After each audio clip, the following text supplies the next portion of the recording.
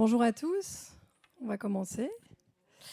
Merci beaucoup pour votre fidélité à ce cycle de conférences qui se poursuit tranquillement mais sûrement. La dernière fois, nous avons reçu le docteur Chartier-Sibène et on vous a distribué à l'entrée de la salle le compte-rendu de vos propres réflexions à l'occasion de cette conférence. Et vous avez vraiment beaucoup réagi.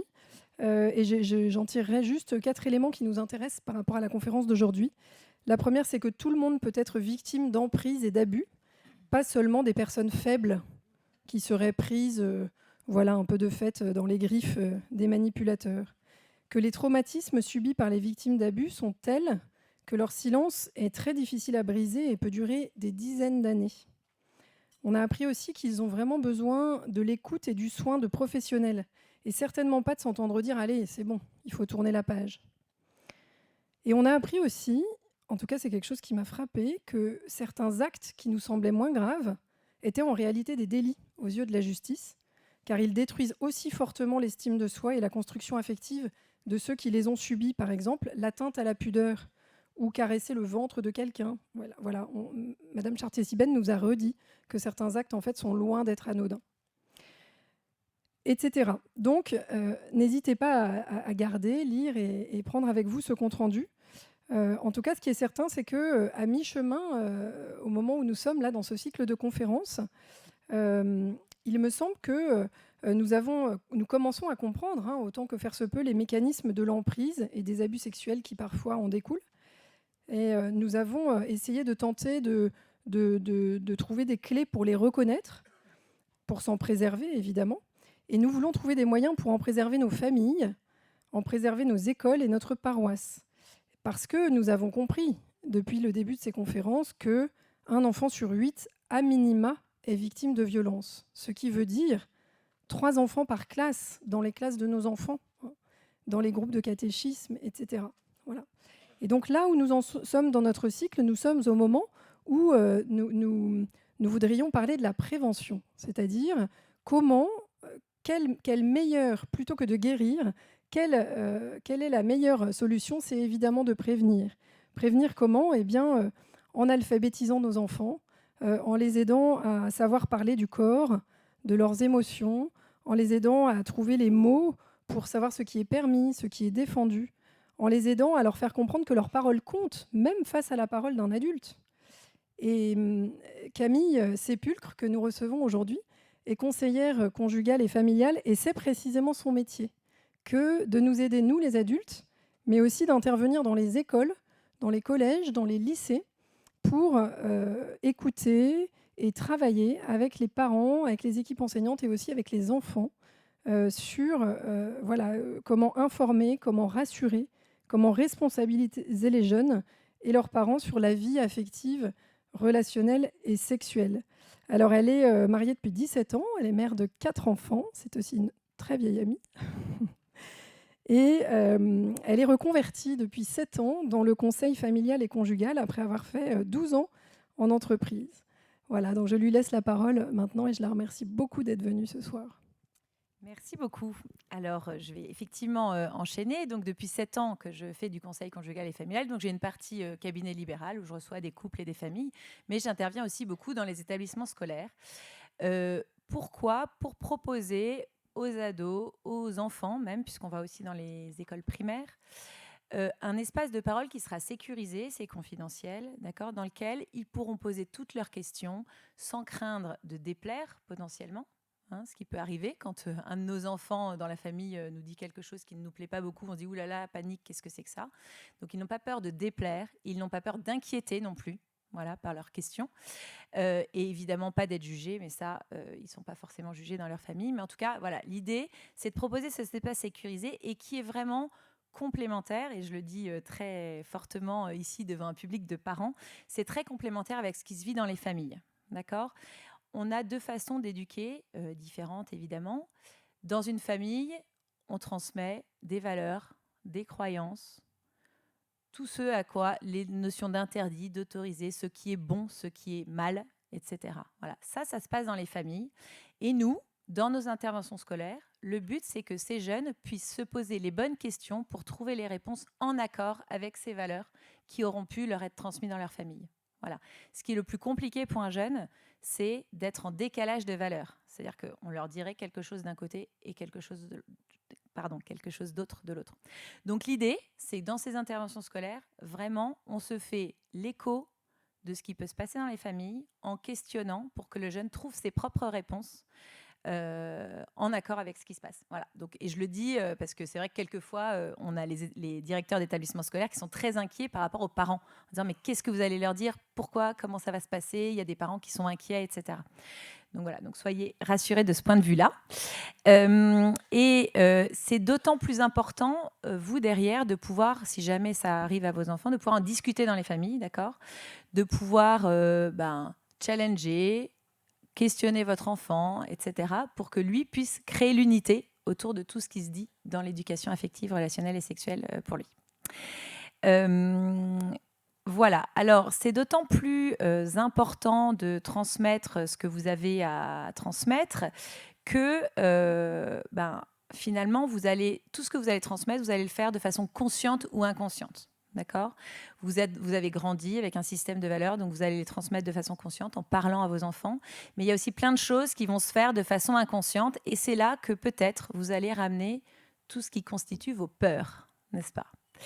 Donc, vos peurs, on n'en a pas toujours fait le tour, mais il y a plein de choses qu'on va véhiculer de nos insécurités dans le message qu'on va passer à nos enfants.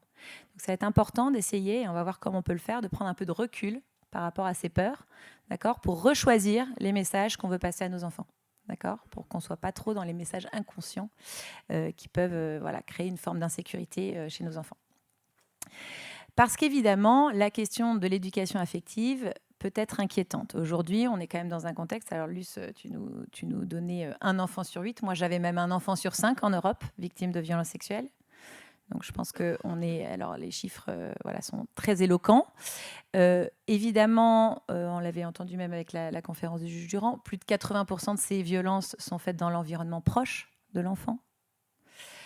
Donc, c'est vrai que nous, en intervention scolaire, il n'est pas rare qu'on ait un jeune, une jeune qui nous confie des choses, d'accord, qui lui sont arrivées, et c'est toujours quasiment, nous, dans ce qu'on constate, quelqu'un qui lui est proche, un ami de la famille, un cousin, etc. Voilà.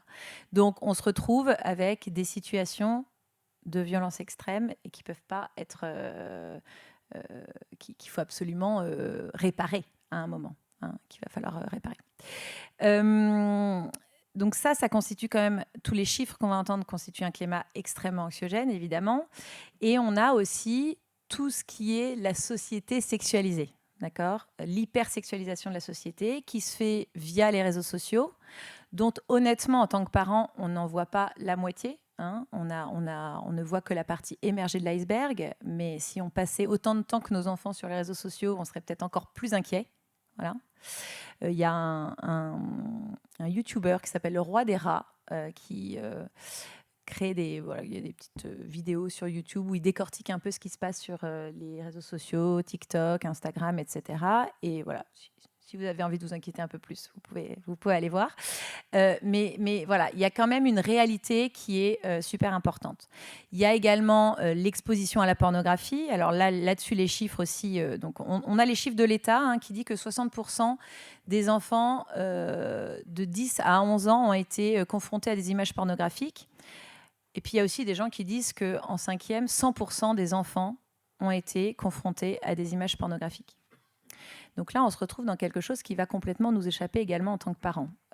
Et la violence liée à l'exposition à la pornographie, c'est une violence qui ne va pas au pénal et qui pourtant est une réelle violence sexuelle pour nos enfants.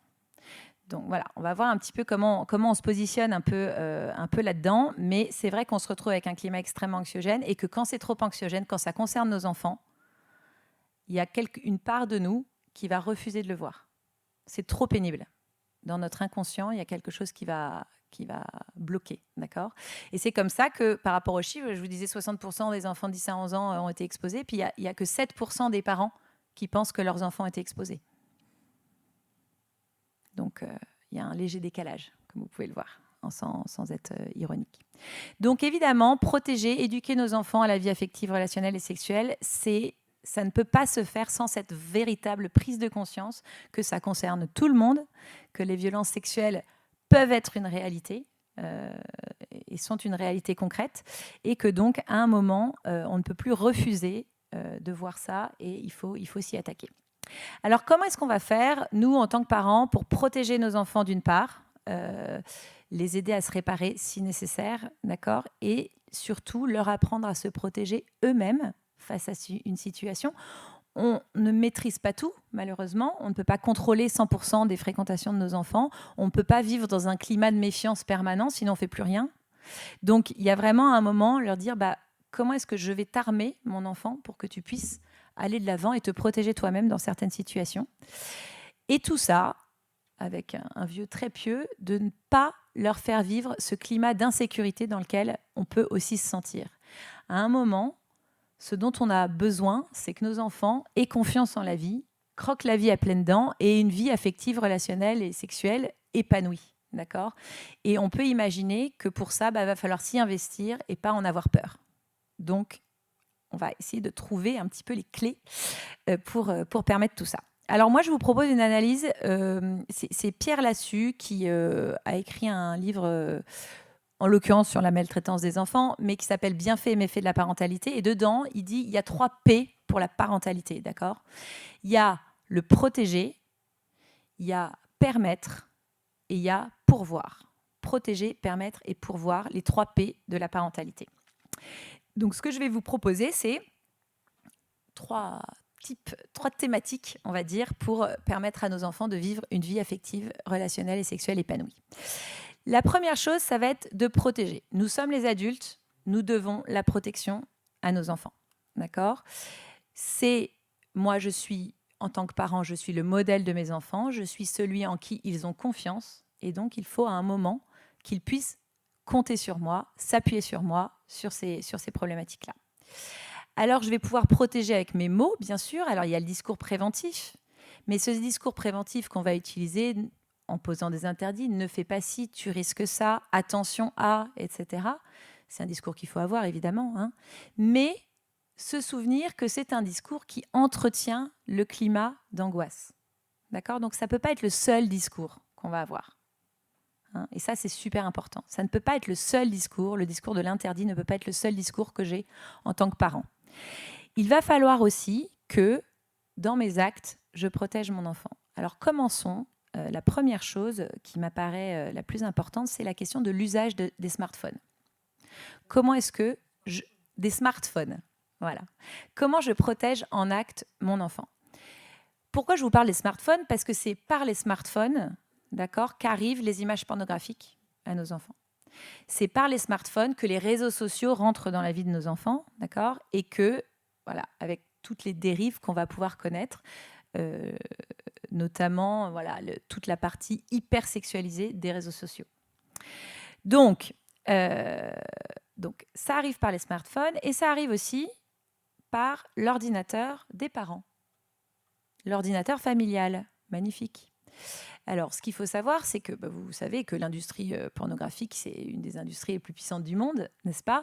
Et que donc, il n'y a pas que les enfants ou les jeunes adultes célibataires qui ont envie de s'épanouir dans leur sexualité qui consomment de la pornographie. Il y a beaucoup de monde qui consomme de la pornographie. Et quelquefois, il y a des parents qui consomment de la pornographie. Et ces parents peuvent, sans y voir un mal, oublier certains historiques, ne pas mettre le contrôle parental, etc. Et donc, on se retrouve avec des enfants qui, sur des recherches Google tout à fait anodines, ont des images pornographiques qui leur sont poussées parce que l'historique, parce que les cookies, parce que... Voilà. Alors, je ne suis pas experte, mais en gros, c'est ça la mécanique. Okay ? Donc, faire hyper attention à un ordinateur familial. Il doit avoir un contrôle parental. Et si jamais j'ai une pratique de consommation d'images qui ne sont pas pour les enfants, il faut absolument que soit j'ai un ordinateur séparé pour ce genre de choses, d'accord ? Chacun fait ce qu'il veut. Mais voilà, je dois avoir un ordinateur séparé pour ce genre de choses et je dois Et si ce n'est pas le cas, avoir un contrôle parental qui tient la route. Voilà. Donc ça, c'est super important. Parce que, évidemment, si on constate que l'image pornographique arrive à mes enfants à cause de moi, ça, c'est déjà un petit peu plus compliqué à vivre. D'accord ? Il y a aussi la question des réseaux sociaux. Alors, les réseaux sociaux, c'est très, très compliqué parce que comment priver mes enfants des réseaux sociaux? Alors, il y a certains parents qui décident de remettre à plus tard la question des réseaux sociaux. En France, l'enfant est autonome, a le droit d'être autonome sur les réseaux sociaux à partir de 15 ans. Je ne sais pas si vous le saviez. D'accord. En dessous de 15 ans, entre 13 et 15, il peut être sur les réseaux sociaux avec l'autorisation de ses parents. Et en dessous de 13 ans, il n'a pas droit. Alors, moi, je le vois dans les collèges, tout le monde s'en fout. Il n'y a aucun enfant qui respecte ces caractéristiques-là. Et ce qui est intéressant aussi, c'est qu'en sixième, ils sont à peu près cadrés en termes de temps. Les parents cadrent les choses. À partir de la quatrième, l'enfant devient l'adolescent horrible et très pressurisant. D'accord ? Et donc, généralement, c'est le moment où les parents lâchent. Je dois choisir mes combats. Je ne peux pas être sur tous les fronts. Donc, voilà, c'est le moment où l'enfant se met à avoir une consommation un peu débridée, etc. Donc, c'est autour de la quatrième. Voilà. Donc, ça, c'est aussi très important de le constater. Donc, comment faire par rapport à ça ? Déjà, il y a effectivement la question du contrôle du temps qui doit rester le cas. Il y a contrôler l'humeur de mon enfant. Comment il se sent après un peu de temps sur les réseaux sociaux, un peu de temps sur son smartphone ? Est-ce qu'il est de mauvaise humeur ? Est-ce qu'il est accessible ? Est-ce qu'il n'est pas accessible ? D'accord ? Et voir un petit peu, essayer de rentrer dans la discussion par rapport à ça. Si vous avez des questions après, vous n'hésitez pas. Voilà, je suis assez générique, mais on pourra rentrer dans le détail si vous en avez besoin. La deuxième chose dans le discours qu'on peut avoir pour protéger nos enfants, c'est oser dire et oser poser des mots sur l'actualité. D'accord ? Ne pas se cacher, ne pas cacher les faits, ne pas essayer de distordre la réalité. D'accord ?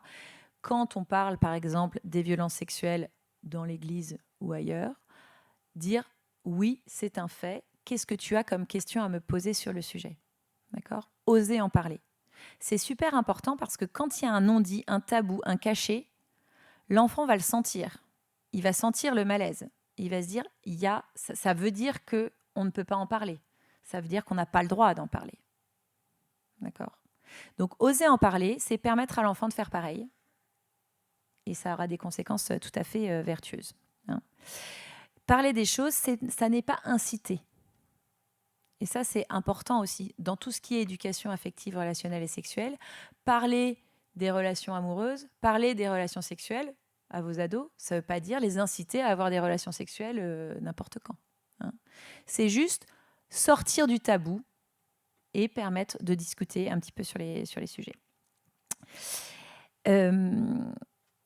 La dernière chose que je vais pouvoir faire pour protéger mon enfant, c'est aussi sortir de mon regard d'adulte sur ses agissements d'enfant.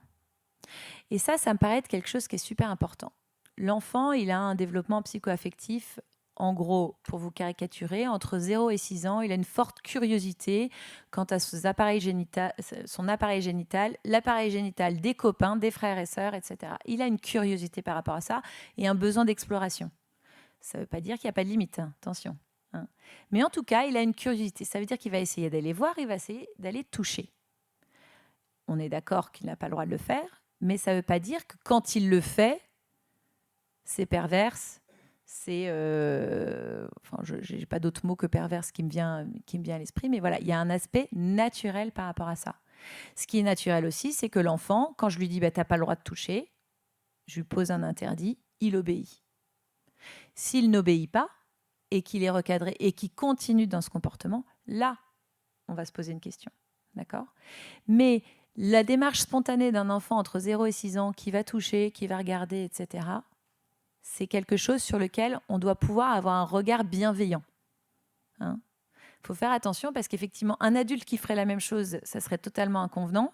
D'accord ? On appelle la police. D'accord ? Mais un enfant, c'est naturel.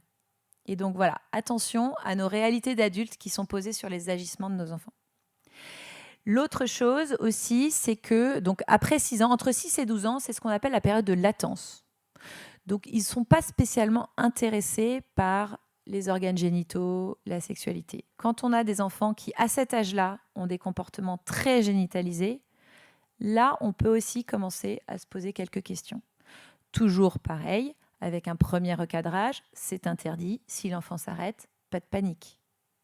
Si l'enfant continue, alors là, il y a peut-être quelque chose à faire. OK ? Et puis après 12 ans, bon, là, on arrive dans la puberté, d'accord ? Donc là, évidemment, les idées, les paroles, les mots, les envies, etc., commencent à prendre forme. Et donc, on se retrouve avec, évidemment, des comportements qui vont être beaucoup plus sexualisés. Donc là, on fait de la prévention et de l'information sur la vie affective, relationnelle et sexuelle.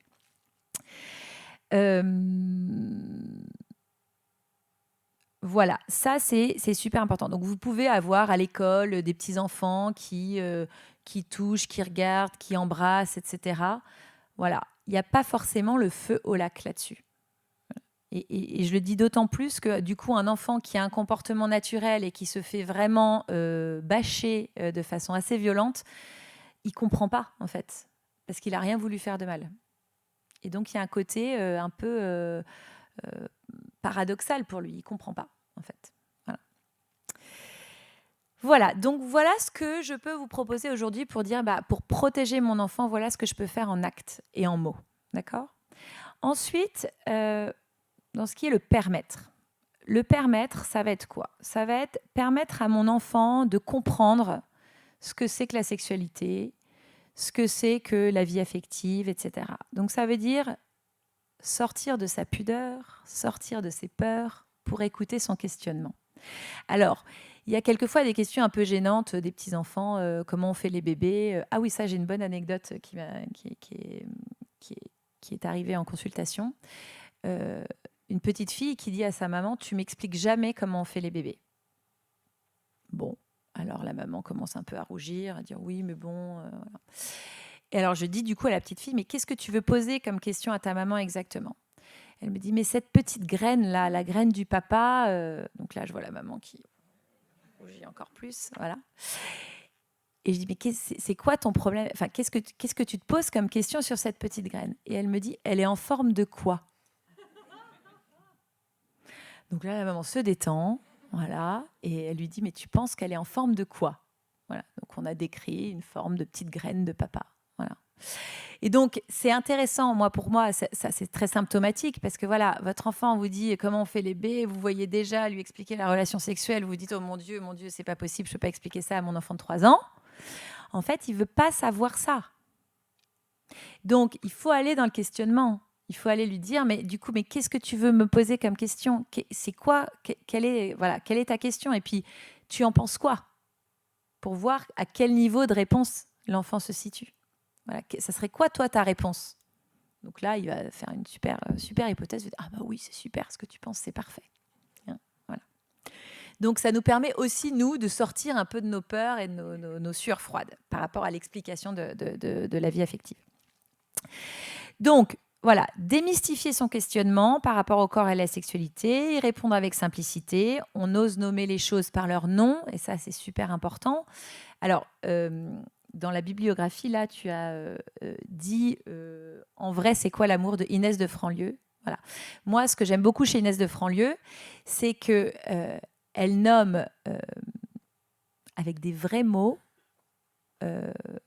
mais qui ont du sens. Donc, je vous donne un exemple qui me parle pas mal. Quand elle parle du vagin, elle parle du passage de la vie.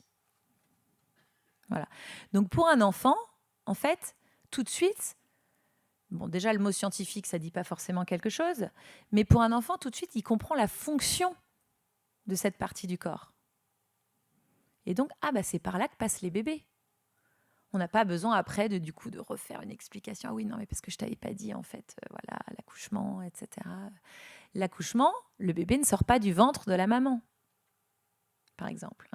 On ne le sort pas du ventre de la maman par le nombril. Les enfants s'imaginent toujours que ça sort par le nombril. Donc voilà, donc quelquefois, quand l'enfant a des croyances, des idées, on peut essayer de recadrer les choses. Et là, vous avez des aides qui vont vous permettre de poser des mots, voilà, peut-être dans lesquels vous serez plus à l'aise. Euh, voilà. Donc, et puis toujours, encore une fois, dans le permettre de s'exprimer, c'est se remettre à son niveau. Qu'est-ce que tu veux dire par là, etc. Il y a aussi une autre chose, c'est permettre à l'enfant de dire ce qu'il a à dire. Et ça, je prends le cas d'un enfant qui aurait quelque chose à raconter sur une question de violence sexuelle. D'accord ? L'enfant ne ment pas. L'enfant ne travestit pas la réalité. Il nous fournit sa réalité. Et j'ai notamment un livre là, que j'ai beaucoup apprécié qui s'appelle Le berceau des dominations de Valérie Ducy. Dorothée Ducy, excusez-moi.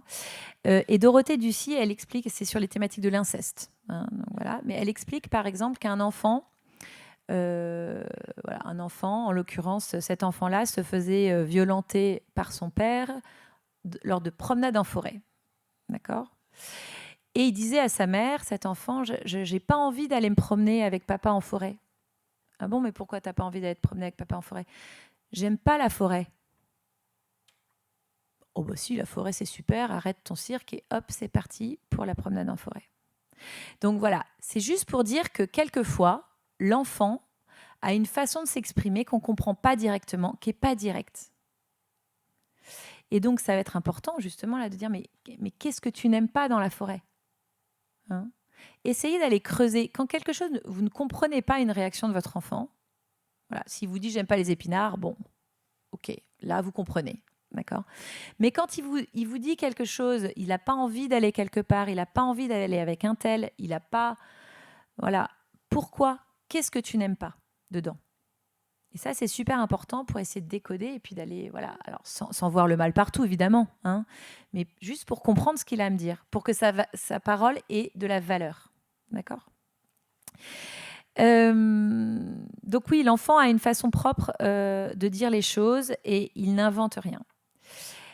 Donc lui permettre de s'exprimer, ça va être quelque chose de très très important. Il y a une autre chose, pour que l'enfant puisse s'exprimer, il faut lui permettre de vivre ce qu'il a à vivre. Et je pense notamment aux émotions. Et on reparlera un petit peu comment alphabétiser ses émotions après, mais en tout cas, moi, il y a quelque chose que je constate, c'est que quand on est un parent, on a très peur que nos enfants soient malheureux. On a très peur que ce qu'ils vivent, ce soit trop difficile pour eux. D'accord ? Et donc, on va avoir tendance à se mettre entre eux et le monde. C'est-à-dire, tu as peur, attends, je vais aller expliquer à ta maîtresse que je sais pas quoi. D'accord ? Je vais aller expliquer à tes copains, je vais expliquer aux parents de tes copains qu'il ne faut pas faire ci, il ne faut pas faire ça. Tu es stressé pour ta compo ? Ok, très bien. Je vais aller dire à... Voilà. Je vais m'occuper de ton émotion. Pourquoi ? Parce que j'ai du mal à vivre le fait que tu sois malheureux. J'ai du mal à accepter que tu aies peur de quelque chose. Et donc, mon réflexe, ça va être non pas de t'accompagner à réguler ta peur, mais plutôt d'aller essayer d'effacer ta peur. Voilà. Donc, je vais tout faire pour que tu n'aies jamais peur. Je vais tout faire pour que tu ne sois jamais stressé. D'accord ? Et ça, même si je le comprends, hein, voilà, je suis maman aussi, je pense que c'est un problème. D'accord ? Je pense que c'est un problème parce que les stress, les émotions, les peurs, les angoisses, les tristesses sont partie intégrante de la vie et qu'un enfant a besoin de les vivre pour pouvoir les réguler, pour pouvoir apprendre à les surmonter. Si on ne les vit jamais, on ne sait pas comment faire. Et on se retrouve, et là, ça c'est les directeurs d'école qui parlent, mais on se retrouve avec des enfants, des ados extrêmement angoissés. Ils sont extrêmement angoissés. Et ce qu'on ne sait pas dire, hein, c'est est-ce que la vie est plus angoissante qu'avant ? Peut-être, c'est possible. Mais il y a une deuxième hypothèse qui est que les enfants sont moins bien armés qu'avant pour vivre leurs angoisses parce qu'ils ne sont jamais confrontés à leurs propres angoisses. Donc je dois être confrontée à mon angoisse si je veux trouver les clés pour pouvoir les réguler. Ce que je peux faire en tant que parent avec mon enfant, c'est voir avec lui comment réguler ses angoisses. Comment faire en sorte que ça aille mieux ? Ok, tu es stressé pour ton contrôle de maths, très bien. Ok, comment on va faire pour limiter ce stress ? Qu'est-ce que tu dois faire pour limiter ce stress ? D'accord ? Mais je ne vais pas appeler le prof pour enlever le contrôle de maths. Ça, vous ne le faites pas, je pense. Mais voilà, c'est ça, la réalité des choses. Donc ça, c'est super important. Permettre à mon enfant de vivre les émotions qu'il a pour lui permettre déjà de les ressentir et de les réguler. Et ça va être d'autant plus important dans la prévention des violences sexuelles, d'accord, qu'à un moment, il faudra que l'enfant se dise « il y a quelque chose qui ne me plaît pas là-dedans. Il y a quelque chose qui ne me va pas. Donc, comment est-ce que je fais pour me sortir de là ?» Il faut qu'à un moment, j'expérimente cette émotion désagréable pour que je me dise « là, il faut que je fasse quelque chose pour en sortir. » Ok ? Voilà. Et tous ces enfants qui n'ont jamais eu l'occasion de vivre leurs émotions, qui n'ont jamais eu l'occasion de faire confiance à leurs émotions, à qui personne n'a fait confiance dans leurs émotions, d'accord ? Qui n'ont pas pu se raconter, qui n'ont pas pu dire, d'accord ? À un moment, qu'est-ce qu'ils font ? Ils lâchent l'affaire. Ils disent, de toute façon, ça ne sert à rien de parler puisque personne ne m'entend. Ça ne sert à rien d'exprimer une émotion puisque personne ne la prend au sérieux. Donc finalement, moi, je me tais indéfiniment et je reste murée dans mon silence et dans mes souffrances. D'accord ? Et ces enfants-là, et là, sur la thématique de la violence sexuelle en particulier, ces enfants-là sont des enfants qui n'ont plus de défense et qui vont retomber dans des spirales de violence de façon un peu régulière parce qu'ils n'auront pas appris à se défendre. Voilà, donc c'est clé. Permettre à mon enfant de s'exprimer, l'écouter, démystifier son questionnement par rapport à la question de la sexualité. Alors après, si on veut aussi écouter l'enfant, il y a aussi des signes peut-être que l'enfant n'est pas bien, mais ça vous les connaissez, hein, parce que si vous êtes parent, vous connaissez les signes de vos enfants. Un enfant qui a un changement émotionnel important. Je te reconnais plus mon fils, je te reconnais plus ma fille, d'accord ? Donc soit tout à coup je me mets complètement en retrait, j'ai l'air d'être dépossédée de toutes mes émotions, ou au contraire, je deviens un peu surexcitée, un peu hyperactif, même si l'hyperactivité est médicale, hein, donc voilà, mais je ne te reconnais plus, il y a quelque chose qui a changé. Qu'est-ce qui se passe ? D'accord ? Voilà, si mon enfant refuse d'aller voir certaines personnes, creusons. Pourquoi ? Qu'est-ce qui se passe ? Pourquoi ça ne te plaît pas d'aller voir un tel, une telle ? Par ailleurs, je pense que c'est pas forcément convenable, enfin je ne sais pas, mais en tout cas, moi je m'interroge si mon enfant a une relation privilégiée avec un adulte qui n'est pas quelqu'un de très proche. Je m'interroge. Je me dis, tiens, pourquoi mon enfant a cette relation privilégiée, seul à seul, deux à deux, avec cette personne adulte qui n'est pas moi, mon mari, même un oncle, j'ai envie de dire, une relation vraiment... voilà, je me questionne. Ça ne veut pas dire que c'est grave, hein, mais voilà, c'est un petit questionnement, une petite prise de recul par rapport à ça. Voilà, donc protéger, permettre. Notre dernier P, et c'est le plus important, n'est-ce pas, c'est le P de pourvoir. Ça veut dire donner les clés. D'accord ? Donner les clés pour que mon enfant puisse faire confiance à son ressenti,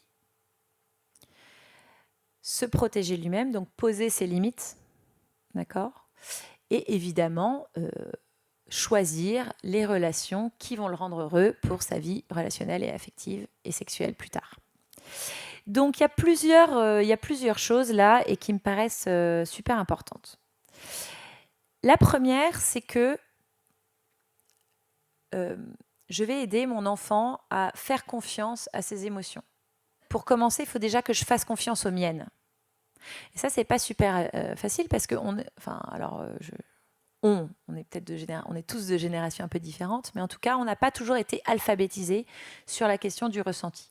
On nous a pas toujours appris que notre ressenti, c'était la vérité. On a dit, non, mais arrête de t'énerver, c'est ridicule. D'accord ? C'est pas la peine d'avoir peur, ça sert à rien. Voilà. Donc, on nous a pas alphabétisés là-dessus, donc on n'a pas forcément appris à faire confiance à notre ressenti. Puis en plus, on n'a pas le temps par moment. Hein, donc, si on commence à s'encombrer de tous nos ressentis, on s'en sort plus. D'accord ? Et donc, c'est ce qui fait qu'en tant que parent, quelquefois, je ne fais pas confiance à mon ressenti. Donc, mon enfant est invité chez Robert. Je sais pas, je les trouve bizarres, les Robert. Bon, mais je l'envoie quand même parce que, bon, c'est un copain, voilà. Moi, sûrement les Robert sont des gens très bien, mais en tout cas, ça me dérange que si je suis dérangée que mon enfant soit chez les Robert, si j'aime pas trop les Robert, ça me dérange d'envoyer mon enfant chez les Robert. Je trouve que c'est pas cohérent. Et mon enfant, lui, va le ressentir. Il va dire, maman, elle n'a pas l'air de trop aimer les Robert, mais elle m'envoie chez lui, chez eux. Bon, ok. Donc, est-ce que ça vaut le coup de faire confiance à son ressenti? Non. Non. Si ça me plaît pas, c'est pas grave. Ça veut dire que c'est pas un problème. Ok? Donc, je dois d'abord faire confiance à mon ressenti pour apprendre à mon enfant qu'un ressenti, c'est la vérité. Et on y fait, voilà, on l'écoute et on le suit. Voilà. Donc, ça veut dire aussi, faire confiance à son ressenti, ça veut dire aider mon enfant à comprendre ses émotions. Alors, le truc, c'est qu'on ne sait pas toujours quelles émotions notre enfant ressent. Hein, mais c'est pas grave. On l'aide, on tâtonne avec lui. Quand il est tout petit, on dit « tu as l'air en colère ». Et il va dire oui. Et puis après, il va revenir, il dit « non, en fait, je suis triste ». Ok, on a avancé. D'accord ? Il a le choix, il peut se positionner par rapport à ses émotions, mais en tout cas, moi, je l'aide à étiqueter les émotions. D'accord ? Et à les comprendre. Et ça va être hyper important parce qu'à un moment, il va se dire « ok, là, il y a un truc que je sens pas. Ça me plaît pas. Je me fais confiance. J'y vais pas. » Et donc, ça aura un effet vertueux sur sa propre protection. La deuxième chose, c'est tout ce qui est autour de l'intimité et de la pudeur. Alors, un petit enfant n'est pas particulièrement pudique, hein, il court tout nu sur la plage, et ça c'est ce que je dis toujours aux ados de 14 ans, est-ce qu'aujourd'hui vous courriez tout nu sur la plage? Oh non madame, n'importe quoi. Bon, pourquoi? Parce que la pudeur grandit au fur et à mesure du temps, et c'est une bonne nouvelle, sinon on serait tous tout nus à cette conférence, et ça ne serait pas très convenable. Donc, la pudeur grandit, et ça doit se respecter. C'est super important. Je ne rentre pas dans la douche de mon ado en disant « ça va, c'est moi qui t'ai fait, je sais comment t'es fait ». Je le fais, mais en tout cas, c'est pas génial de le faire. Ok, c'est pas génial, pourquoi? Parce que du coup, je lui apprends que sa pudeur, c'est pas quelque chose de très sérieux. On peut sans problème l'enfoncer, quoi, sa pudeur. Ok, c'est pas quelque chose d'important. Voilà. C'est ça que je lui dis quand je ne respecte pas sa pudeur. Alors la pudeur d'un ado aussi, ça peut être t'as pas le droit de rentrer dans ma chambre. Bon, il y a des parents qui le font, il y a des parents qui le font pas. Après, quelquefois, on peut plus rentrer parce que c'est de toute façon, on peut plus rentrer. Donc voilà. Mais voilà, l'ado a son territoire et l'enfant que l'enfant construit au fur et à mesure. Donc vous avez peut-être certains ont des enfants de 6 ans ultra pudiques. Ok, super, pas de problème, d'accord. Et puis voilà, puis il y a des adultes qui ne sont pas très pudiques non plus. Hein. Voilà. Donc c'est chacun son niveau de pudeur, mais je te respecte dans ta pudeur au niveau où tu en es. Ça, c'est super important. Et l'intimité, c'est pareil. L'intimité, c'est quoi? Les parties génitales, d'accord. Puis pour certains, l'intimité, il y a des gens qui ne sont pas du tout à l'aise à montrer leurs jambes. Leurs jambes, c'est leur intimité. C'est tout ce que ma gêne protège. C'est tout ce que ma pudeur protège. C'est mon intimité. Donc, vous avez sûrement des avis dans les familles sur qu'est-ce qui est du domaine de l'intime. Mais le domaine de l'intime, c'est ton domaine à toi en tant qu'enfant. Je n'y accède pas. Et donc, je te montre que personne n'a le droit d'y accéder. Et si je dois, je sais pas, te faire un pansement, te laver, te faire je sais pas quoi, il peut y avoir des moments de vie où un parent doit s'occuper des parties génitales de son enfant, ça peut arriver, d'accord? Je te demande l'autorisation. Et je t'explique pourquoi je vais le faire. Voilà. Parce que l'intimité est un trésor, il n'est partageable avec personne. Et ça, c'est un enseignement que l'enfant doit intégrer de façon assez primordiale. Voilà, donc finalement, le rôle du parent, c'est d'être suffisamment proche pour qu'il me parle, mais pas trop près non plus pour respecter sa pudeur. Je parle peut-être pas de tout avec mon enfant. C'est OK. C'est OK si je suis pas son meilleur ami, sa meilleure amie. Non, il en a une ou il en a un, c'est super. Et là, ils échangent tous leurs trucs de leur âge. Moi, je suis le parent, je n'ai pas à insister, par exemple, pour que mon enfant raconte ses histoires de cœur. Et alors, c'est d'autant plus intéressant, c'est que souvent, quand les enfants sont petits, on va lui dire « Ah, c'est ton amoureuse, c'est ton amoureux. » Voilà.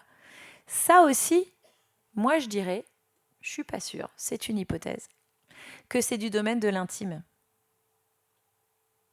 Et que finalement, poser des sentiments et les dire à tout le monde sur les sentiments de notre enfant, est-ce que ça ne serait pas quand même quelque chose qui serait un peu intime pour lui et du coup très gênant d'être exposé au grand jour.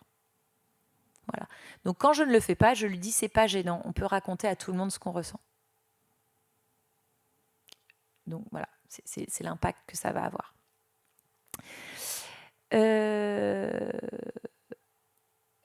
Vous me suivez toujours ? Il y a aussi quelque chose qui va être super important, c'est que notre enfant, il a la sociabilité qu'il a. Donc, il y a des enfants qui aiment être entourés de plein d'enfants, et puis il y a des enfants qui sont plus solitaires, etc. L'important, c'est que notre enfant soit bien dans son statut de vie, d'accord ? C'est pas forcément le plus populaire de l'école, mais voilà, il a quelques amis, il est bien, il est équilibré, etc. Et donc, quelque part, je dois aussi respecter sa sociabilité, son envie de sociabilité. Et c'est super important parce que quelquefois, c'est un peu triste quand on voit que nos enfants ne sont pas invités au goûter d'anniversaire. On n'aime pas trop. On préférerait quand même qu'ils soient invités à tous les goûters d'anniversaire, etc.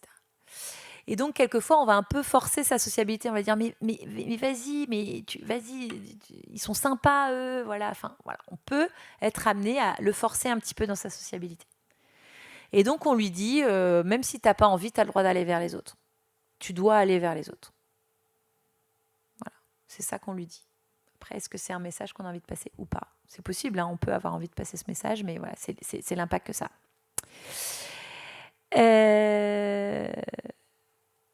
Voilà. Alors après, il y a tout ce qui est du domaine de donner confiance à notre enfant. Parce que quand même, la vie affective, c'est beau. L'amour, c'est chouette. D'accord ? Et donc pour ça, il faut choisir les bonnes personnes. Il faut donc encore une fois avoir confiance en son ressenti pour se dire « Ah, cette personne me plaît vraiment, je le sens. Donc c'est quelqu'un qui va être bon pour moi. Donc que j'aille vers cette personne plutôt que vers celle qui me rend malheureux et dont je ne me rends pas compte qu'elle me rend malheureux. » Chez les ados, là, c'est normal, hein, c'est la période de vie. Et puis on a peut-être des souvenirs, hein, nous, en tant qu'ados. Mais voilà, ils vont quelquefois se précipiter dans des relations où ils sont malmenés. Ils sont malmenés. Parce que c'est des gens cool, alors du coup, c'est quand même dur de ne pas y aller, quoi. Mais quand ils commencent à écouter leur ressenti, là, ils se disent, il y a un truc qui ne va pas, il faut que j'arrête. Donc, c'est super important. Et donc, quand même, essayer de faire en sorte de les aider à faire les bons choix. Donc, il y a tu peux dire oui, tu peux dire non. Super important pour l'enfant, tu as le droit de refuser quelque chose si ça ne te convient pas. Tu as le droit de dire quand quelque chose ne te convient pas. Et si ça te plaît, tu as le droit de le dire aussi. D'accord ? Voilà. Tu peux dire oui, tu peux dire non. Et je peux t'aider à faire les bons choix. Tiens, ok, comment tu te sens par rapport, si tu dis oui, qu'est-ce que ça va te faire ? Si tu dis non, qu'est-ce que ça va te faire, etc. En tant que parent, je peux t'aider à arbitrer. Je ne fais pas le choix à ta place, bien sûr. Parce que c'est ton choix, c'est ton autonomie. Voilà, tu es capable de faire ton choix. Si je le fais à ta place, je te dis indirectement, tu n'es pas capable de faire ce choix.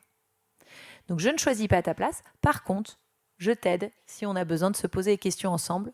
Ça, c'est une bonne chose et on en discute. Tu peux dire oui, tu peux dire non. Et donc, quand tu sais que tu peux dire oui, tu peux dire non, tu peux avoir confiance en toi, tu peux avoir confiance en tes choix. Donc, travailler la confiance en soi, l'estime de soi.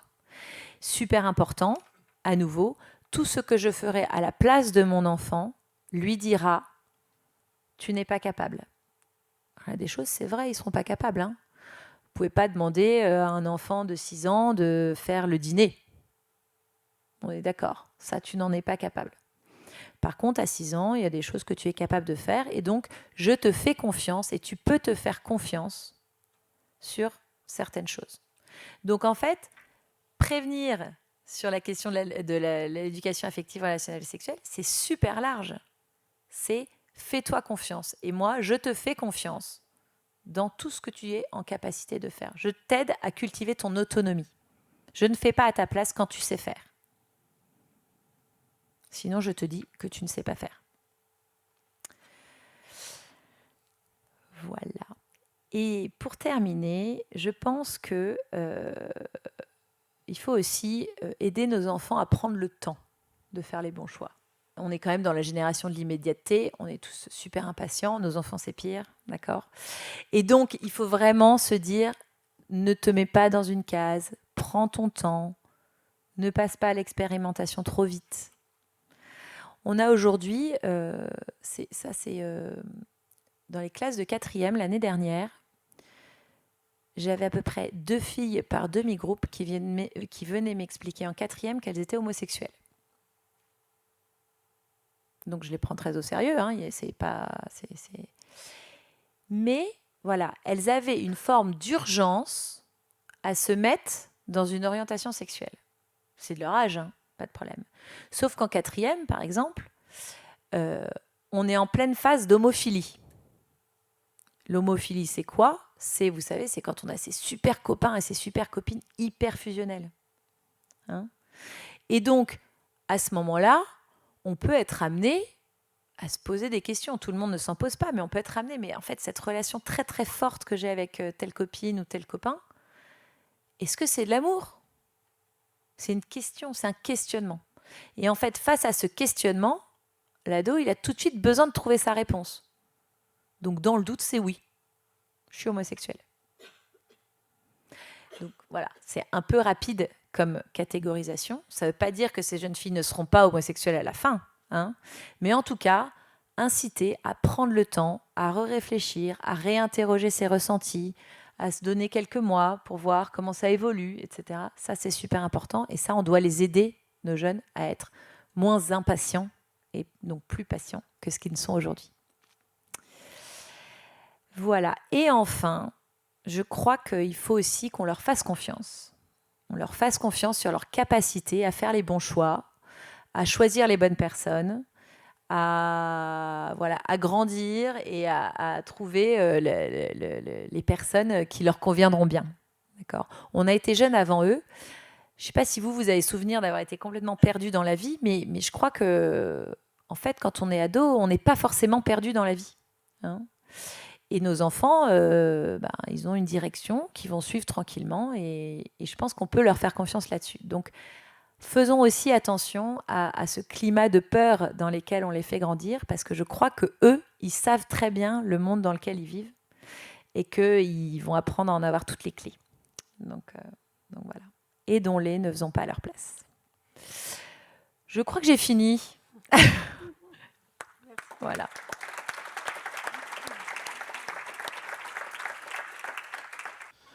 Bonjour. Bonjour. Vous avez parlé de l'intime, de l'intimité. Mm-hmm. Et est-ce qu'il ne faut pas aussi éduquer l'enfant à l'intimité? Parce que par exemple, vous avez parlé, ses jambes peuvent être un élément d'intimité pour lui. Mais la vie va être violente envers lui et il va forcément devoir un jour présenter ses jambes au public. Donc, comment on arrive à lui faire passer cette étape? Est-ce qu'il faut lui faire passer tout de suite l'étape, lui dire non, c'est ça, il faut que tu apprennes à appréhender ton corps aussi? Ou est-ce qu'on laisse le temps faire et que la vie, comme une vague sur la plage, morcelle un peu? Est-ce qu'on fait ça ou est-ce qu'on met tout de suite le haut là? Merci pour votre question. Je pense qu'il y a un petit peu des deux. C'est-à-dire qu'il y a effectivement, alors quand on dit les jambes, si on ne peut pas se mettre en short, c'est un peu handicapant, etc. Bon, voilà. Donc il y a peut-être une partie de, en tant que parent, dire mais est-ce que tu es sûr que c'est de l'intime? Est-ce que ça te gêne vraiment, etc. Voilà. Je pense que c'est peut-être ça, l'amener à se dire que peut-être ça ne le gêne pas, mais sauf si ça le gêne vraiment. En fait, comment dire? je pense que si ça me gêne, si c'était... Voilà, un adolescent, par exemple, il y a des parties de son corps, alors au-delà d'être vraiment de l'intimité, il y a des parties de son corps qu'il va détester, par exemple. Hein. Alors quand c'est le nez, c'est compliqué, hein, mais quand c'est les jambes, ou quand c'est les fesses, ou quand c'est les bras, ou je sais pas, voilà, il y a des choses qui peuvent être cachées. Donc même si, en tant que parent, on va lui dire, mais t'es magnifique, pourquoi tu caches ça, etc. Voilà, on peut quand même respecter cette notion de voilà, si ça te gêne, ne le fais pas. Je pense que c'est ça le plus important, hein, le discours. Après, il y a effectivement, peut-être on peut enseigner l'idée que, bah, est-ce que tu es sûr que c'est vraiment gênant de montrer tes jambes pour toi? Regarde, moi je le fais, ça me gêne pas, ta maman le fait, ça la gêne pas. Bon, nous, ça nous gêne pas. Bon, voilà. Je te dis ce que ça me fait à moi ça me gêne pas. Et après, bah, à toi de voir si ça te gêne toujours, si t'es... Voilà. Peut-être l'idée de ne pas forcer les choses, et tout en disant, moi, ce que je ressens, c'est ça. Bon, voilà. Donc, toi, bah, je te laisse t'approprier... je te laisse te l'approprier ou pas, quoi, quelque part. Le laisser libre. Je ne sais pas si ça répond à votre question. Partiellement. Peut-être une autre question pour... Non, je ne sais pas, c'est bon ou pas? Ouais. 10 ans, 11 ans, 13 ans, 14 ans, puis à la fin, ça crée un complexe, quoi. Ah bah, il a déjà son Oui, complexe, il a déjà, ouais. Comment on arrive à résoudre pour éviter que ce complexe prenne... Alors après, on peut l'aider à accepter ses jambes. Ça, c'est encore autre chose. Comprendre ce qu'elles ont de particulier, ces jambes, etc. Pourquoi est-ce que tu n'aimes pas montrer tes jambes, etc. On peut avoir peut-être une forme d'accompagnement sur le fait d'aimer ses jambes. Peut-être. Oui, on peut tout à fait l'imaginer. Mais voilà, en tout cas, moi, ce qui me dérange, c'est de forcer, de dire, mais tes jambes sont très bien, mets-toi en short. Ça me dérange un petit peu. Parce que je trouve que c'est très... voilà, ça laisse pas l'enfant respecter son propre ressenti. Est-ce qu'on peut lui dire que... Est-ce que je sais pas si on peut dire que c'est une nécessité, une obligation, mais d'aimer son corps? Je sais pas. Bah, ça, c'est une très bonne question. Je crois que c'est compliqué. Parce qu'en réalité, en fait, c'est pas une obligation d'aimer son corps. Par contre, quand on aime son corps, on vit mieux. C'est plus simple. Voilà. Maintenant, est-ce que c'est une obligation d'aimer son corps? Non, je ne pense pas. Je ne pense pas qu'on soit obligé d'aimer son corps. Après, on peut se rendre compte que quand on n'aime pas son corps, on a des difficultés, c'est compliqué, etc. Et donc là, on peut aller se faire accompagner sur comment est-ce que je vais faire pour assumer mon corps, voilà, mieux l'aimer, etc. Hein. Mais oui, voilà.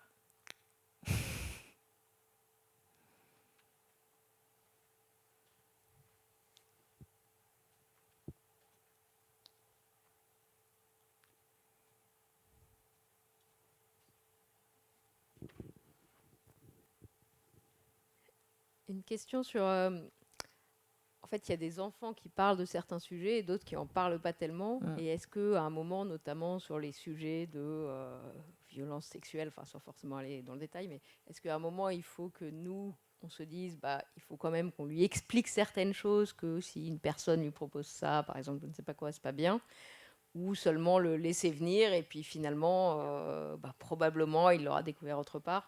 Ou est-ce qu'il faut que finalement, on soit proactif plutôt que juste en réaction ou en réponse? Je pense que oui, le discours préventif, comme je le disais tout à l'heure, il est important. Il n'est pas, ça ne doit pas être le seul discours, mais il est quand même important. C'est-à-dire profiter de certaines occasions pour dire, bah ça, il faut pas le faire. Et voilà, je sais pas moi, suivre quelqu'un dans la rue qu'on connaît pas, bah ça, faut pas le faire. Saisir certaines occasions pour le faire, moi, ça me choque pas du tout. Au contraire, je dirais que c'est une bonne chose.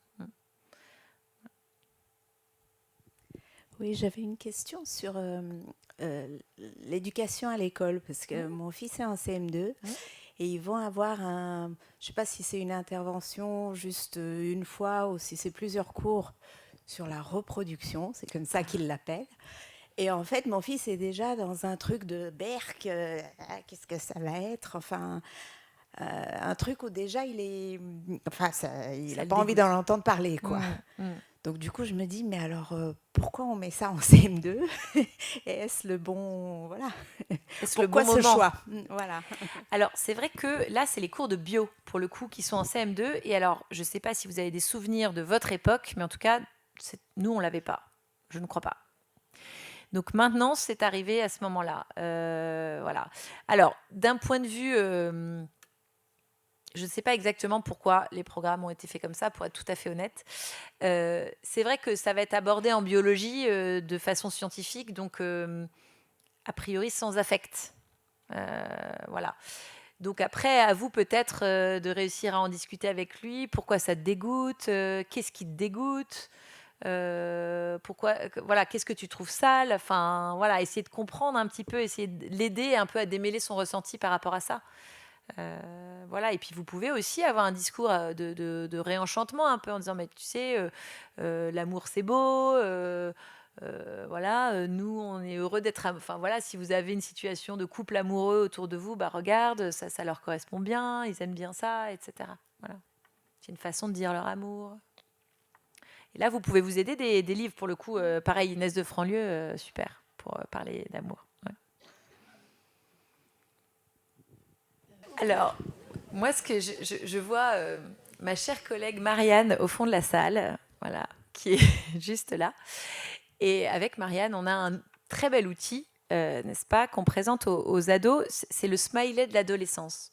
Et donc, on leur fait remplir qu'est-ce que tu aimes, enfin, donc peut-être pour votre fils, qu'est-ce que tu imagines qui va être super au moment de l'adolescence? Qu'est-ce que tu vas aimer? Voilà, qu'est-ce qui va te faire du bien, etc. Et au contraire, quels vont être les points plus négatifs pour toi? C'est quoi qui te fait peur? Quels sont, voilà, de quoi tu as peur, etc. Et puis, est-ce que tu as des questions à nous poser? Et là, voilà, vous êtes dans le questionnement pour essayer de le rejoindre là où il en est, ou voilà, ce qu'il met en énergie, ce qui lui fait très peur. Alors, il va peut-être vous parler de sa puberté, des changements du corps, voilà, pour que vous puissiez avoir un discours rassurant vis-à-vis de lui. Mais voilà, l'idée, c'est d'être toujours dans le questionnement pour être à son niveau. Voilà, pour pas plaquer justement, on a tendance, nous, forcément, on est adultes, donc on a nos réalités d'adultes, on a notre façon de voir l'adolescence, nos souvenirs d'adolescence, qui n'ont pas toujours été... quelquefois, ils sont bien intégrés, quelquefois, ils sont un peu douloureux. Hein, donc, voilà. Donc, l'idée, c'est vraiment de retrouver nos ados dans ce qu'ils sont en train de vivre et non pas dans ce que nous, on a vécu il y a j'allais dire 10 ans, mais enfin, quand même, voilà, un peu plus. Un tout petit peu plus.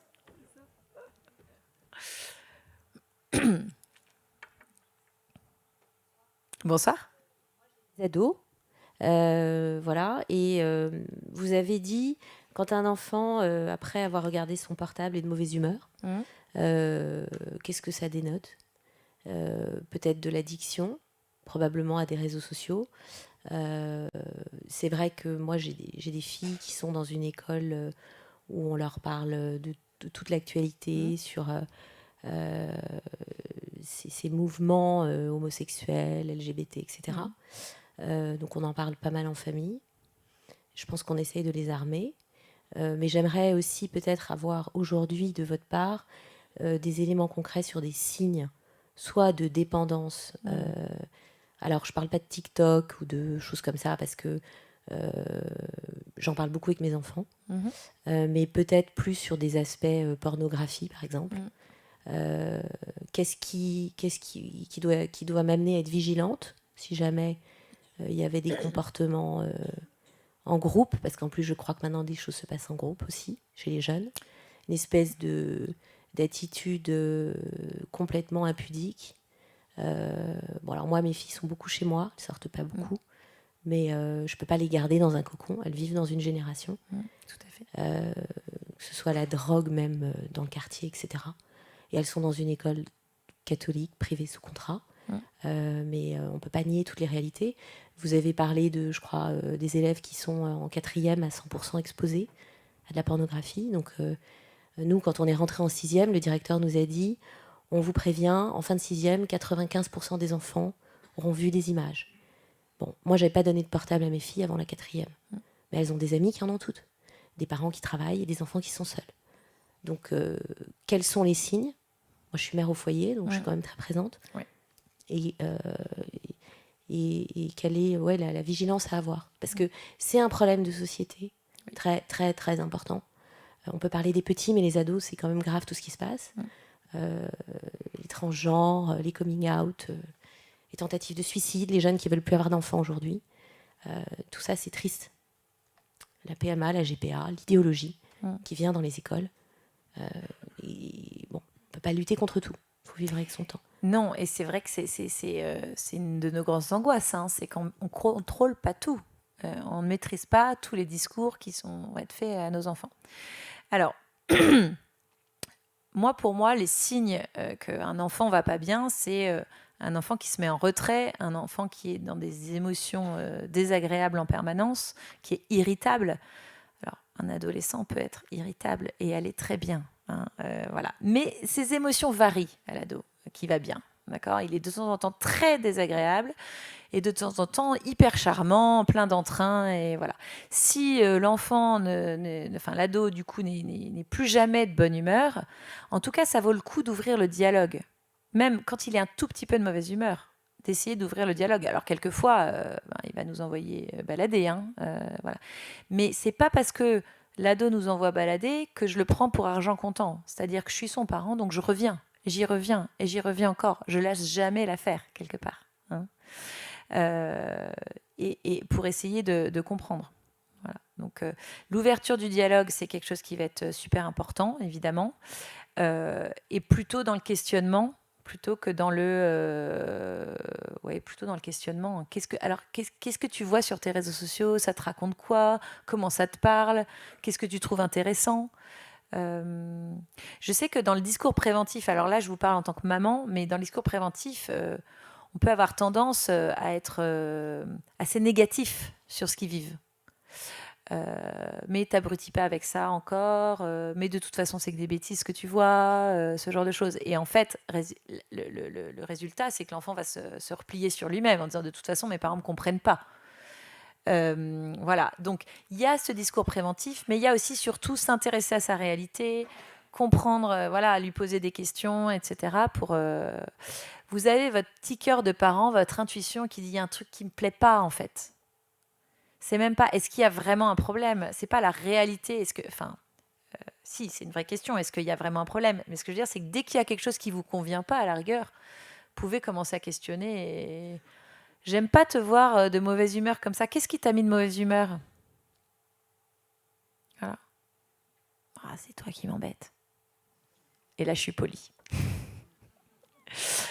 Voilà. Bon, c'est sûr que voilà, il peut toujours y avoir un peu du conflit, hein, mais s'intéresser, poser des questions. Ouais.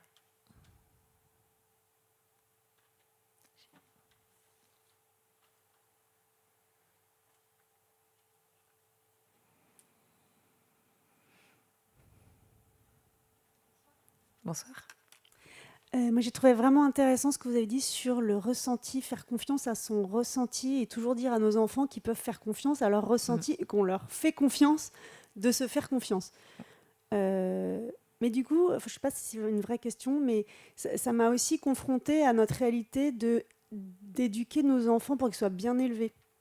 Et voilà, on est Paris 16e. Bon, je pense qu'on a tous un peu des valeurs. Moi, par exemple, j'ai toujours dit à mes enfants, à table, on ne dit pas « j'aime pas ».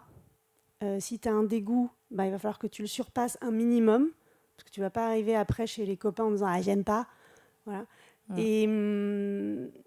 Et voilà, je voulais savoir ce que vous en pensiez de ce côté bien élevé, qui peut peut-être être un obstacle aussi.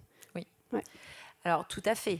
Et c'est effectivement ne pas refuser une invitation chez Robert, dont je parlais tout à l'heure, parce que ça ne convient pas.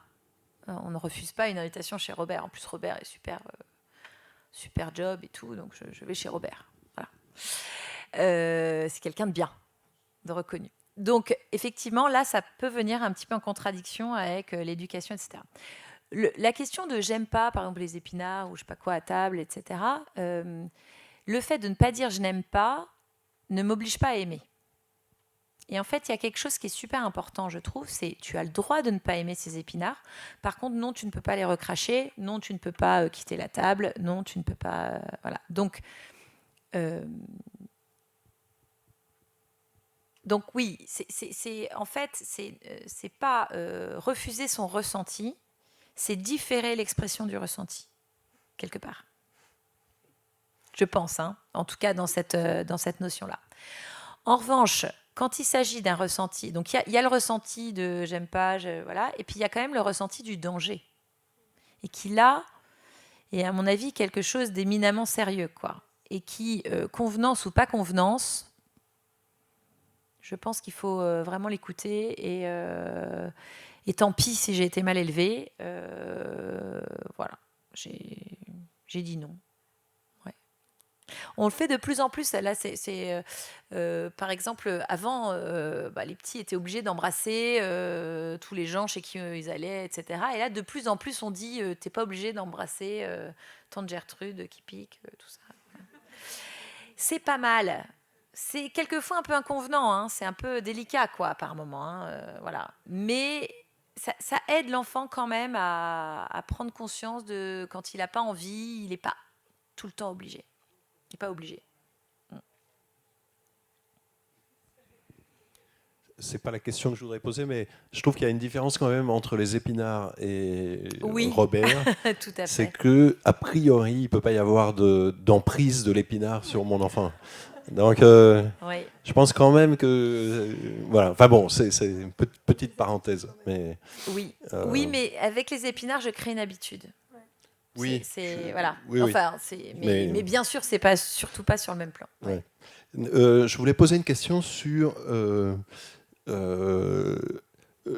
éventuellement un rôle différent du papa et de la maman dans les 3P. Voilà. Est-ce qu'on peut dire que il ou elle peut jouer le même rôle, dire la même chose, ou est-ce qu'il faut renvoyer à des choses qui sont un peu classiques, en tout cas pour ma génération? Le père s'adresse à ses fils, la mère s'adresse à ses filles. Voilà. C'est une très bonne question. Je pense que pour tout ce qui est, entre guillemets, comportement non sexualisé, c'est une question d'équipe. On se met d'accord, qui fait quoi, quel rôle on se donne, etc. Voilà. Effectivement, sur la question de tout ce qui est autour de la sexualité, on va dire, je dirais que ça dépend. Alors, il y a deux choses. Il y a comment mon enfant va être à l'aise et comment moi, je vais être à l'aise. C'est-à-dire que si l'un des deux parents est mortifié à l'idée d'aborder ces sujets-là et que vraiment il y va, mais alors à son corps défendant, c'est aussi quelque chose qu'il doit respecter. C'est-à-dire que peut-être que l'autre parent, même du sexe opposé, pourra être plus à l'aise et donc que le dialogue se passera mieux, etc. Donc voilà. Donc bien sûr, dans l'absolu, c'est quand même plus sympa d'être en résonance avec ce qu'on vit et donc que le père puisse parler à ses fils et que la mère puisse parler à ses filles. Mais voilà, je dirais que le petit bémol de ça, c'est que si vraiment je ne suis pas du tout à l'aise et que je pense que mon mari, ma femme, mon conjoint pourra faire le boulot mieux que moi, bah, autant le laisser. Hein. Ça évite que les messages ne passent pas du tout.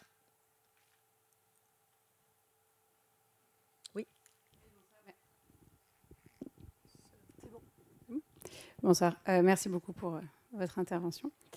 Moi, j'avais une question qui était un peu liée à la question de Madame sur le ressenti.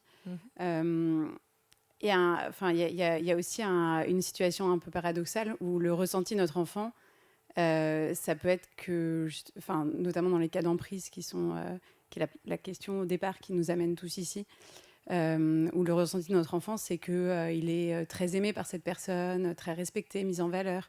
Donc il y a un ressenti très positif.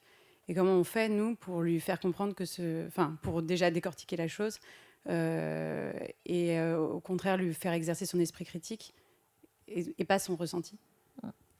Alors là, quand on est dans un domaine d'un ressenti positif, on est sur des enfants qui vont être petits, souvent, hein. Voilà. Et donc là, c'est la protection ultime. C'est-à-dire qu'en fait, mon enfant n'est pas capable de s'en sortir tout seul. Donc en fait, moi, je dois comprendre ce qui se passe et donc je dois m'interroger. Donc c'est ce que je disais tout à l'heure.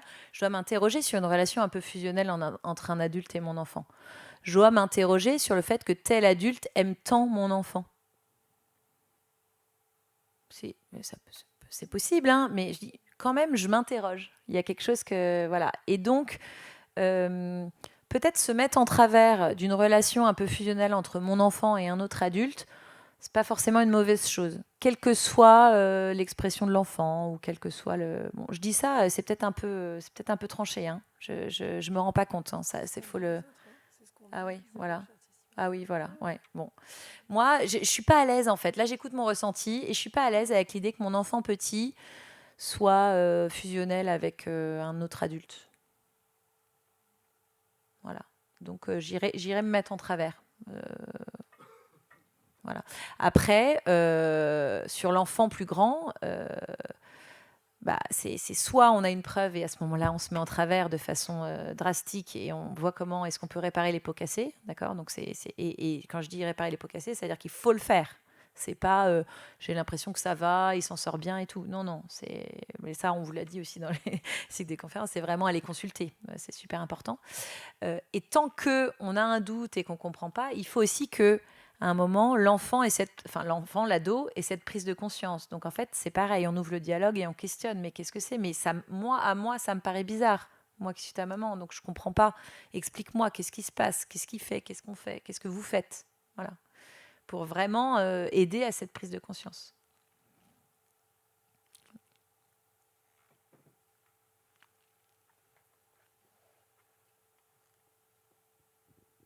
Oui, merci encore. Oui, merci beaucoup. Je reviens sur cette exposition à la pornographie qui touche la quasi-totalité de nos enfants à partir de la classe de 5e, si j'ai bien compris. Enfants et petits-enfants.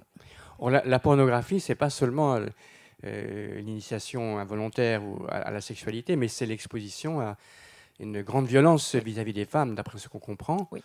Et même quelque chose qui peut ensuite imprimer durablement l'attitude des garçons, comme on nous le montre récemment dans une étude du Haut Conseil sur l'égalité. Et donc ma question, c'est comment on pourvoit par rapport à ça ? Puisque de facto, ils sont exposés, et ce n'est même plus une question de risque, c'est un fait. Et il y a 10 ans, ça n'existait pas.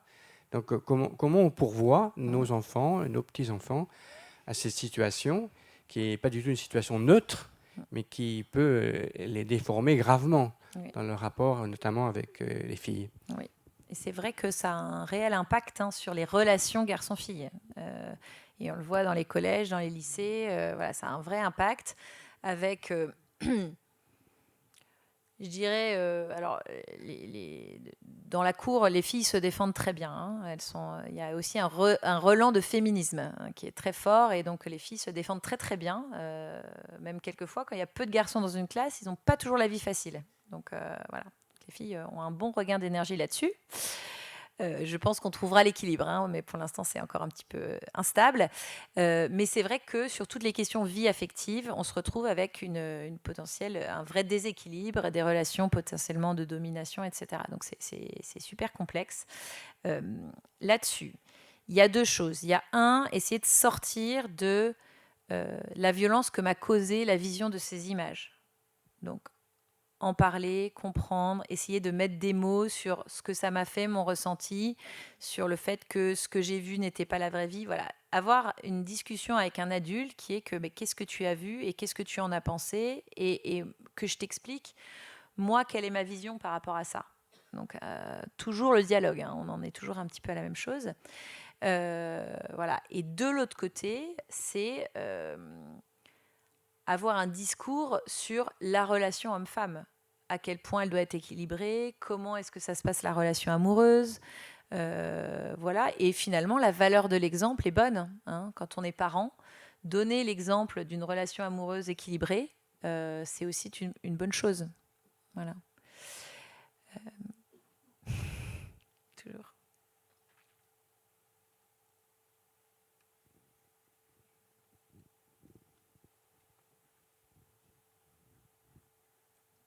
Oui, bonsoir, merci pour votre intervention.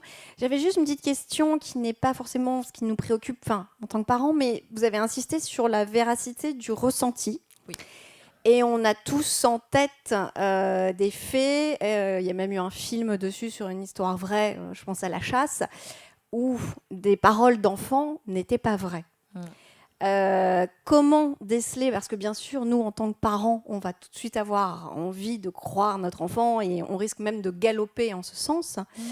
Mais faut-il remettre en doute ou pas? Enfin voilà, comment? Parce que là, on est parti du fait ce soir que tout était vrai. Mais malheureusement, on nous a aussi montré dans les exemples d'actualité que ce n'était pas toujours le cas et que ça pouvait aussi être très compliqué.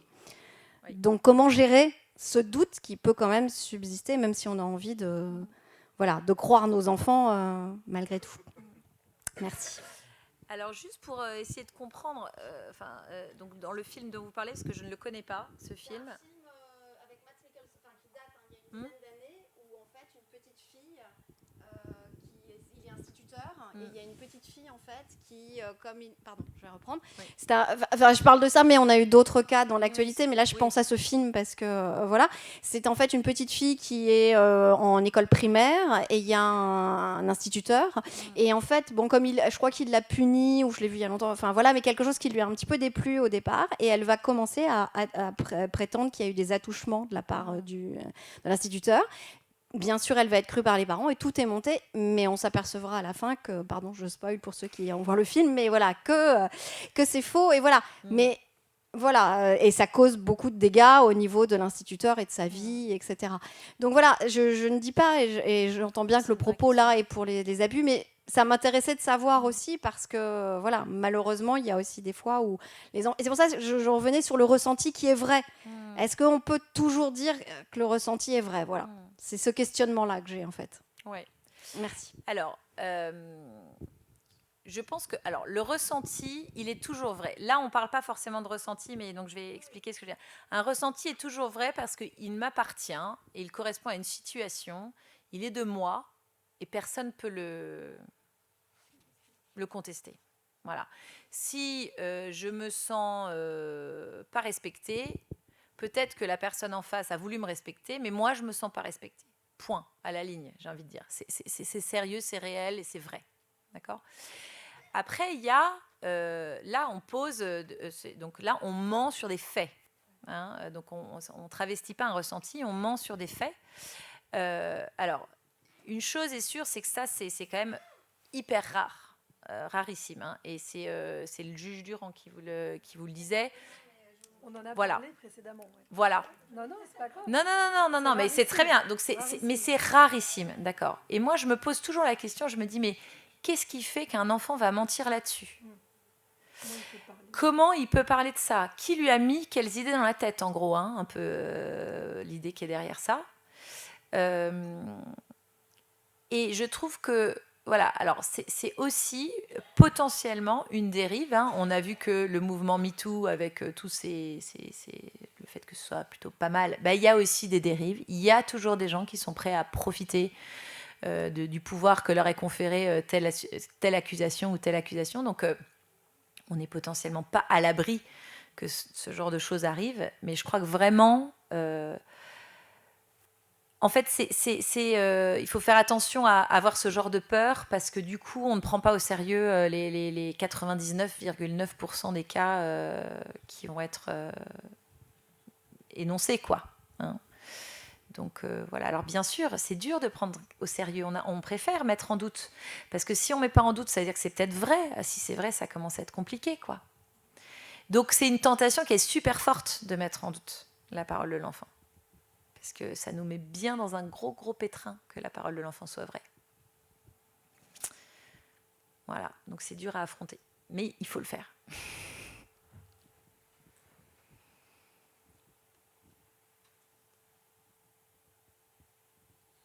C'est bon.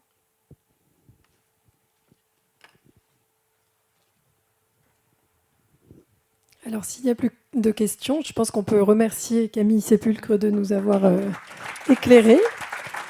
Je vous remercie à tous pour votre présence.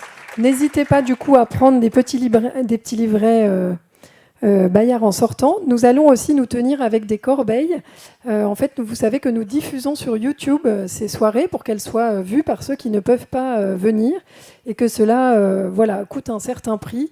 Et nous avons besoin de votre soutien. N'hésitez pas. Merci beaucoup. C'est quoi la date?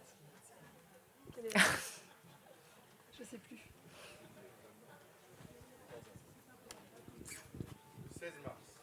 La prochaine conférence a lieu le 16 mars. Et l'Irlande, les Irlandais viendront nous parler de tout ce qu'ils ont mis en place pour lutter contre les abus, de manière un petit peu à peut-être nous donner de bonnes idées et à nous faire éviter aussi les écueils qui ont été les leurs.